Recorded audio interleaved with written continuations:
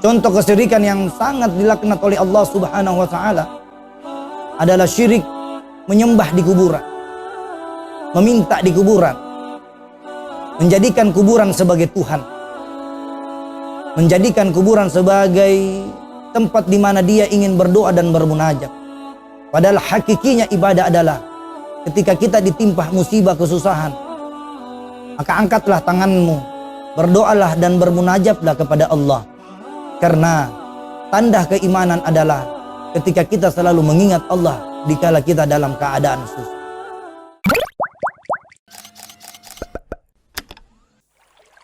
Bismillahirrahmanirrahim. Assalamualaikum warahmatullahi wabarakatuh.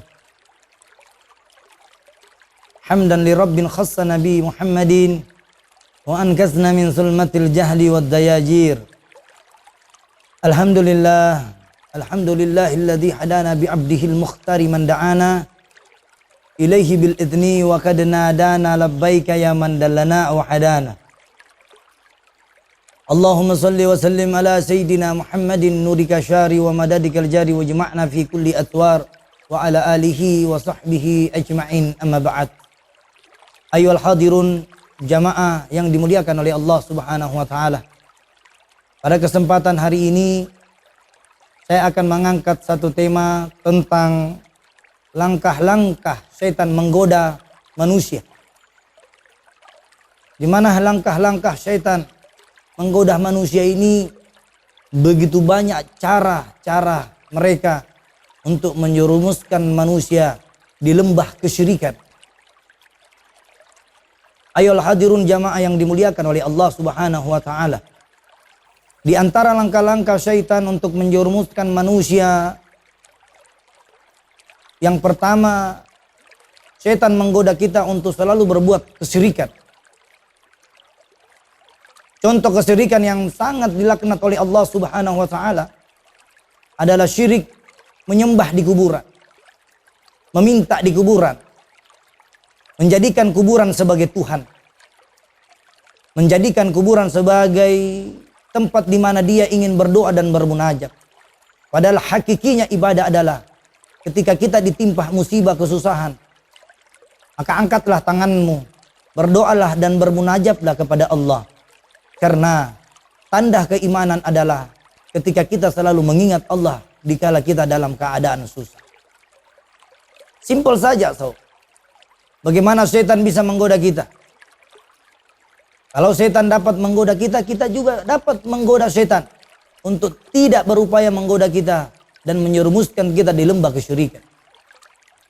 Contoh, kalau orang yang senantiasa hidupnya diisi dengan bacaan Al-Quran, setan itu menjadi stres. Setan itu galau.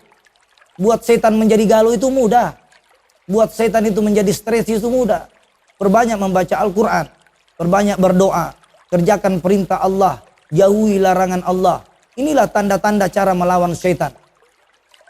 Setan kan sudah berjanji kepada kita semua bahwasanya, ya Allah, saya akan menggoda anak cucu Adam alaihissalam hingga di yaumil akhirat nanti. Ayolah hadirun jamaah yang dimuliakan oleh Allah. Tanda-tanda setan menggoda kita adalah malasnya kita beribadah, menunda-nunda waktu sholat, menunda-nunda waktu berbuat baik, selalu berniat kepada saudara kita yang tidak baik. Maka dari itu, maka ketika kita ingin membuat setan menjadi stres, maka kerjakan semua perintah Allah, jauhi semua larangan Allah. Yang ketiga, bagaimanakah setan menggoda kita? Setan itu menggoda kita dalam keadaan sholat. Semakin husuk kita, maka semakin husuk juga setan menggoda kita di dalam sholat. Semakin kita berbuat ikhlas, maka datanglah setan menggoda kita agar yang ikhlas itu menjadi riya. Rasulullah sallallahu alaihi wasallam bersabda, ketika Abu Bakar As-Siddiq bertanya kepada Nabi Muhammad sallallahu alaihi wasallam, "Ya Rasulullah, bagaimanakah tips untuk menghalau godaan setan yang terkutuk?" Maka Nabi Muhammad sallallahu alaihi wasallam menjawab pertanyaan Abu Bakar As-Siddiq, "Wahai sahabatku, ingatlah Allah dikala kamu berdiri, ingatlah Allah dikala kamu duduk, maka ingatlah juga Allah dalam keadaan berbaring.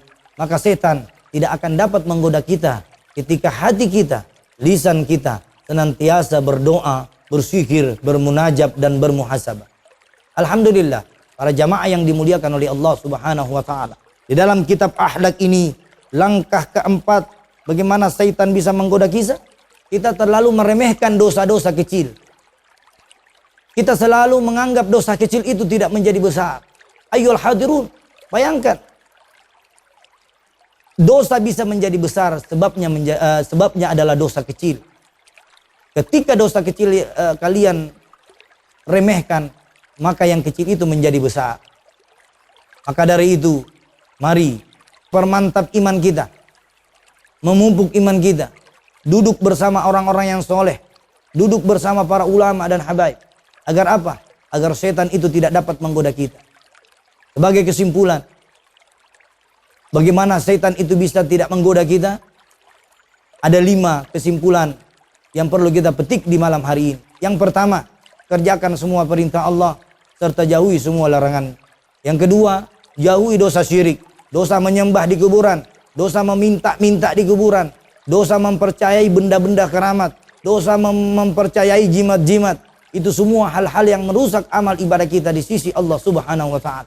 Yang ketiga, mari kita memperbanyak amal-amal ibadah kita agar Allah melindungi kita, memelihara kita, serta menyelamatkan kita dunia dan akhirat. Mungkin itu yang saya bisa sampaikan. Kurang dan lebihnya mohon dimaafkan. Wabillahi taufiqul hidayah. Wassalamualaikum warahmatullahi wabarakatuh.